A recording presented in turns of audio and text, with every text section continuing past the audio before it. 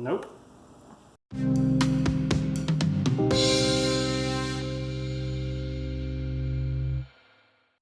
Welcome back to Lap of the World. I'm Richard, and as of today, it is exactly 1 week until my wife and I are to depart Knoxville, Tennessee for San Francisco, California, and NSXPO 2018, and shenanigans are afoot. Okay, let's have a look at this tech inspection form. Alright, so first thing, braking system. Yeah, I've just gone through all that stuff. That's got a fresh fill of Motul RBF 600. Master cylinder's good. There aren't any leaks from the calipers or lines. Brake pedal's good. Rotors are good, and I have spares. The pads are basically new. They just have one event on them.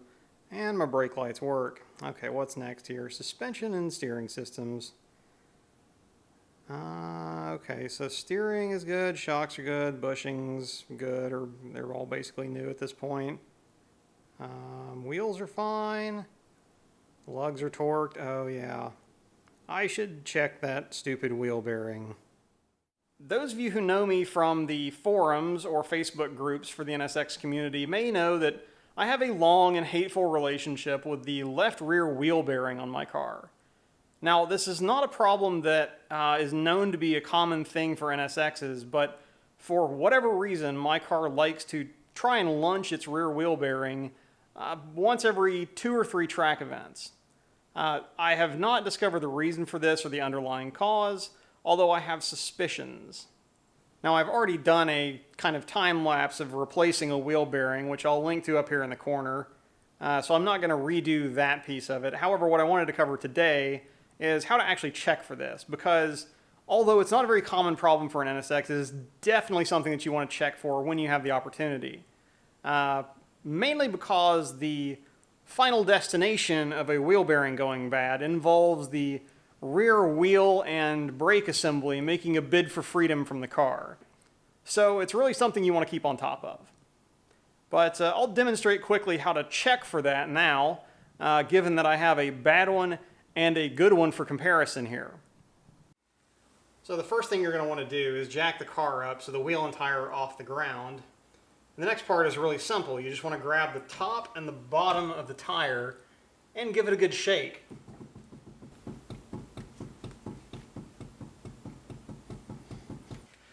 Basically, if you feel literally any movement or if it's making any kind of clicking or clunking sound, your wheel bearing's probably bad and needs to be replaced.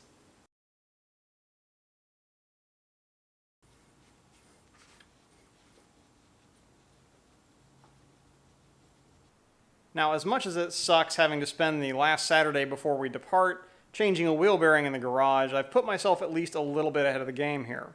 Given the history I've had of trouble with this wheel bearing, I kind of anticipated in the course of traveling to and from racetracks, potentially across the country, I might have to change it on short notice, or potentially change it in the field even. So I tried to set myself up for success by having a spare assembly made.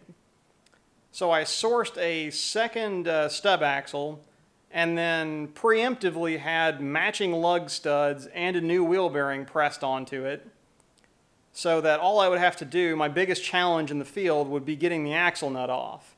And I figure I can find a big enough wrench or somebody with an air gun at a track to accomplish that. Now, it was finding a press that was always going to be the challenge, I thought. So if I could take care of that part of it, then I should be good to go. That's what I've done, and now I'm going to swap on the assembly I had made, and then I'm going to take the pieces I take off, have a new bearing put on that, and then I'll take that as a spare when we leave for California.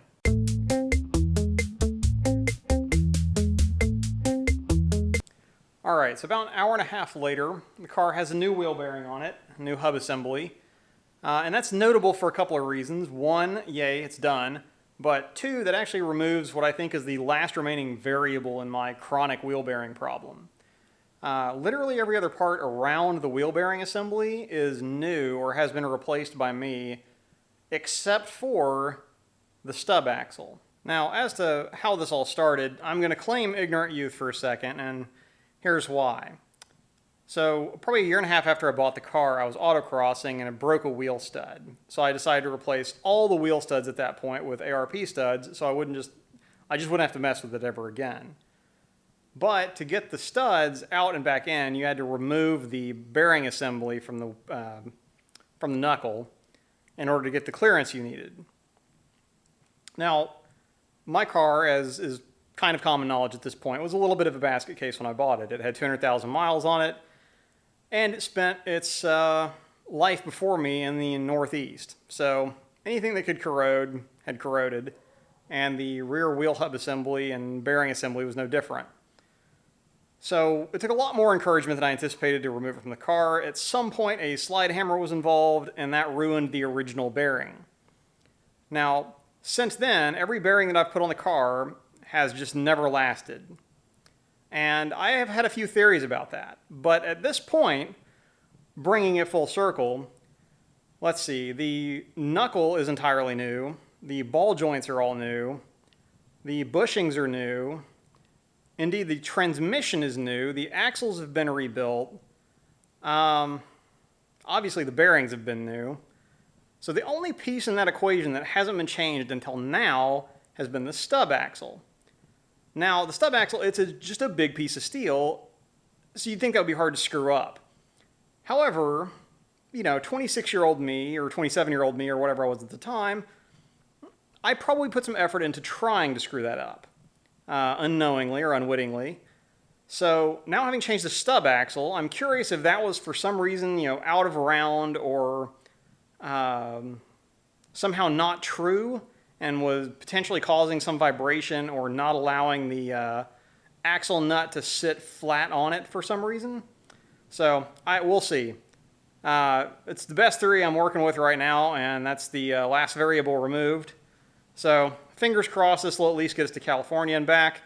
If not, I'm going to have the one I just took off the car re-bearinged, and I'll have that as a spare. So either way, I think we're set.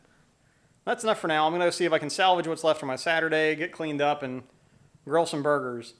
And I'll see you guys on Tuesday with some interesting updates about NSXPO and our trip there too, and kind of how we're covering that.